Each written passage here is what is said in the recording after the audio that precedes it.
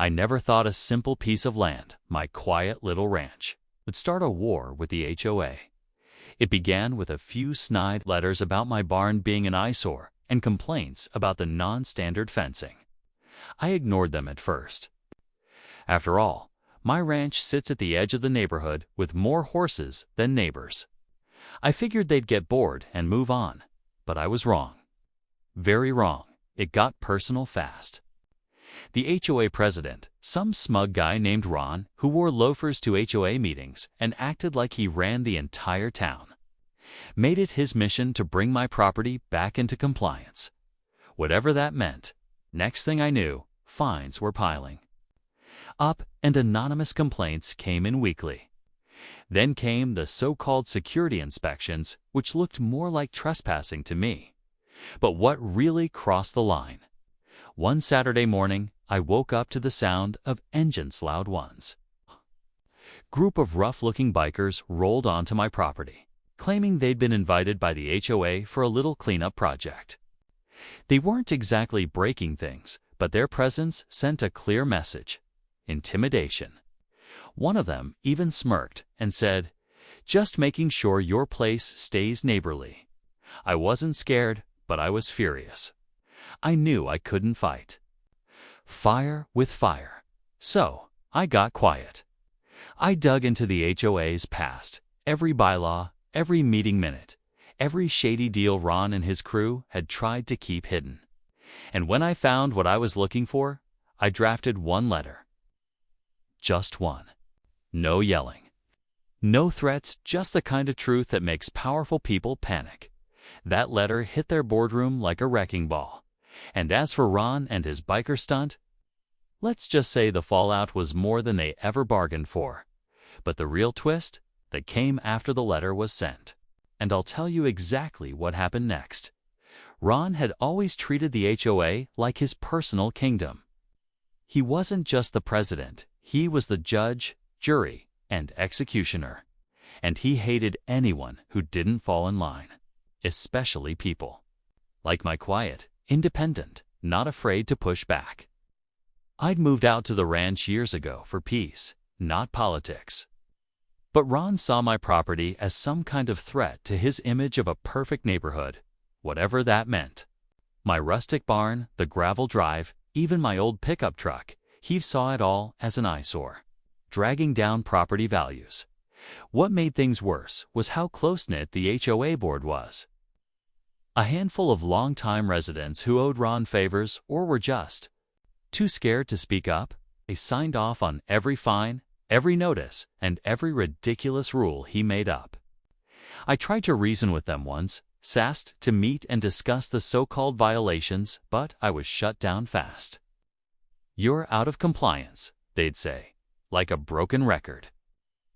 No one wanted to hear my side. The biker gang incident pushed things over the edge. I didn't believe for a second it was just a cleanup favor.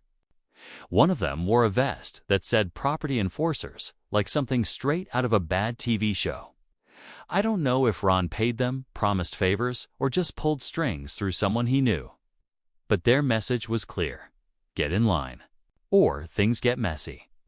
I played it cool, said nothing, let them leave without incident. But inside, I was already working on my next move.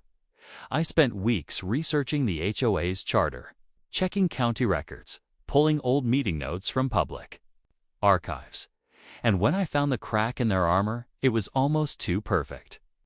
Still, I knew I had to time it just right, because once that letter hit, there would be no going back.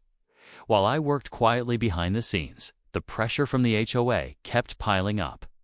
More letters, more fines each, one more aggressive than the last. They even claimed I was harboring unauthorized livestock, which was laughable considering I had proper permits for every animal on my land.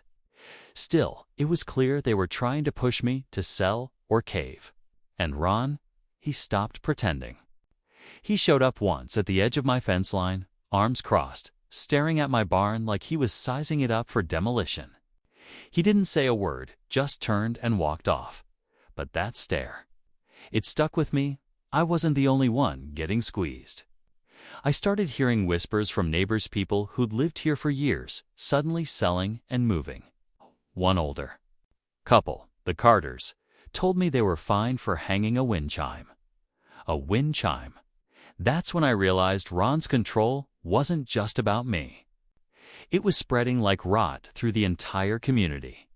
Most folks were too tired or too scared to fight.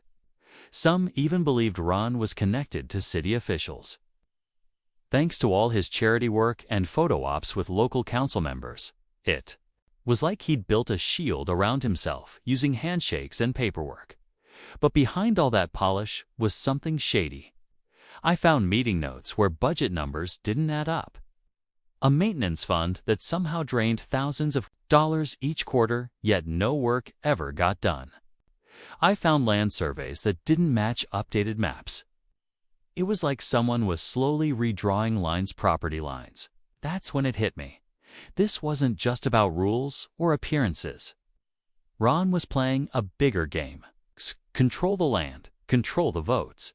And if someone stood in the way like me, they got hit from every angle. So I kept digging. Every night, I sat at my desk with coffee, paper, and records. The more I found, the more dangerous it all felt. I wasn't just up against a bad HOA president anymore. I was up against a system that didn't want to be exposed, and I still hadn't mailed the letter. Not yet. Every day after that felt like walking on a thin wire stretched tight over a canyon. Ron's harassment didn't slow, it got sharper, more personal. One afternoon, I found my gate chained shut with a warning note taped on. Next time, no warning. I called the police, but without clear proof of who did it, there wasn't much they could do. The bikers hadn't returned, but I knew their presence wasn't a one-time scare tactic. It was a threat hanging in the background, waiting to be pulled again. Neighbors started avoiding me. Some looked at me with pity, others with fear. They didn't want to get caught in the crossfire. I even caught whispers that Ron was planning a community meeting, where he would try to publicly paint me as the problem homeowner. It was clear he wanted to isolate me, to break my spirit before I could bring his dirty secrets into the light. But I wasn't backing down. The letter I drafted wasn't just a letter, it was a carefully constructed blow. It named names, it included copies of those suspicious documents, and it demanded answers. I could almost feel the weight of it sitting on my desk, waiting for. The moment I'd send it out wasn't just about me anymore. It was about exposing the corruption, the abuse of power behind the perfect neighborhood FAK. As I held the letter, I knew once it was out, there was no turning back. Ron wouldn't just sit quietly.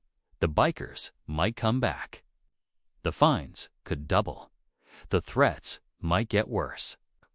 But I also knew that silence was exactly what he counted on. If I didn't speak up, this nightmare would keep dragging on for me and for everyone else trapped under his rule. The night before I mailed it, I heard strange noises outside dungeons revving in the distance, voices too low to make out. My heart raced. The tension was thick, almost suffocating. Whatever happened next was going to change everything. I just hoped I was ready. Just when I thought things couldn't get any worse, the unexpected happened. The morning after that tense night, I found a thick envelope slipped under my front door. Now return address. Just my name, scrawled in bold letters. Inside was a photo. It's not just any photo, but one of me, taken from a distance, standing outside my barn late at night. Someone had been watching me, tracking my every move. That wasn't all. Along with the photo was a short note, typed and cold. We know what you're planning. Think twice before you send that letter. My stomach dropped. Whoever was behind this wasn't just a bully, they had eyes everywhere, and they weren't afraid to use intimidation to keep me silent. Suddenly, the bikers didn't feel like the biggest threat anymore. This was something deeper, darker. It wasn't just about the HOA's petty rules or Ron's greed anymore. It was about control, power, and fear. And now, I was the target. I called a few neighbors quietly, hoping to find allies, but many refused to get involved. Some even hinted they'd gotten similar warnings, but none were brave enough to speak out. The community was under a shadow, and Ron's grip was tightening by the day. Still, the letter sat on my desk, burning a hole in the silence of my home office. Every time I thought about mailing it, I felt the weight of those eyes watching. Knew this letter could shatter the HOA's control, but it might also bring down everything I'd worked so hard to protect. The clock was ticking. The tension was unbearable, and the stakes were higher than ever. What started as a fight over a ranch had turned into a dangerous game of secrets and threats. And now, with the bikers, the hidden watchers, and Ron's ruthless ambition closing in, I had to decide: fight back with the letter or risk losing everything to silence. The morning I finally sent that letter felt like stepping off a cliff with no safety net. I took a deep breath, sealed the envelope, and dropped it in the mailbox. The words inside didn't just expose Ron's shady deals and the suspicious HOA funds, they called out the biker gang connections and the intimidation tactics by name. I included copies of official documents, public records, and even the photos from the mysterious envelope. It was all there, undeniable. Within days, everything exploded. Ron called an emergency HOA meeting, trying to spin the story like it was all some elaborate prank, but the proof was too strong. Board members who had stayed quiet for years suddenly spoke up. Some even confessed to feeling pressured by Ron's heavy hand. The local council got involved, launching an investigation that forced Ron to step down. The bikers, they vanished, just as quickly as they came. Rumors swirling that Ron had cut ties to save his own skin. I thought that would be the end of the victory I'd hoped for. But then came the twist nobody saw coming. Just as the neighborhood started to breathe easier, a new letter arrived at my door. This one wasn't from Ron or the HOA. It was from a lawyer representing a mysterious buyer interested in my ranch. They claimed there was a legal dispute over part of my land's title, something buried deep in old county records that even I hadn't uncovered. It was clear someone was trying to take the fight to a whole new level. The battle wasn't over, it had only changed shape. But now, I had proof, allies, and the community behind me. Whatever came next, I was ready to stand my ground. Because sometimes, standing up to power means facing the unexpected, and that's exactly what I was prepared to do. Facing the new legal challenge was tough, but I wasn't alone anymore. After the letter exposed Ron and the HOA's corruption, neighbors started coming forward with their own small battles they'd fought quietly for years. Together, we formed a community group to fight the land dispute and protect our homes.